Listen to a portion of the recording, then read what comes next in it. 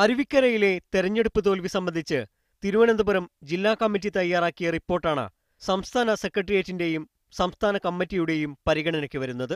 ബിജെപിയുടെ സാന്നിധ്യം അരുവിക്കരയിലെ എൽഡിഎഫിന്റെ തോൽവിക്ക് കാരണമായെന്നായിരുന്നു കമ്മിറ്റി റിപ്പോർട്ടിന്റെ ഉള്ളടക്കം.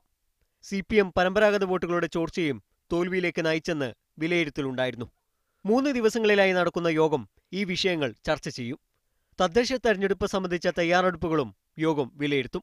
തെരഞ്ഞെടുപ്പ് നടത്തിപ്പ് അനിശ്ചിതത്വത്തിലായിരിക്കെ സർക്കാരിനെതിരെ പ്രക്ഷോഭത്തിലേക്ക് പോകുന്ന കാര്യവും സിപിഎം നേതൃത്വം ആലോചിക്കുന്നുണ്ട്. തെരഞ്ഞെടുപ്പ് നീട്ടിവെച്ചാൽ ശക്തമായി നേരിടുമെന്ന് പിണറായിയും കോടിയേരിയും നേരത്തെ വ്യക്തമാക്കിയിരുന്നു.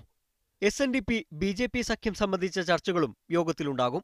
BJPയുമായി അടുക്കുന്ന SNDPയെ തുറന്നെതിർക്കണമെന്ന് PB സംസ്ഥാന നേതൃത്വത്തിന് നിർദ്ദേശം നൽകിയിട്ടുണ്ട്.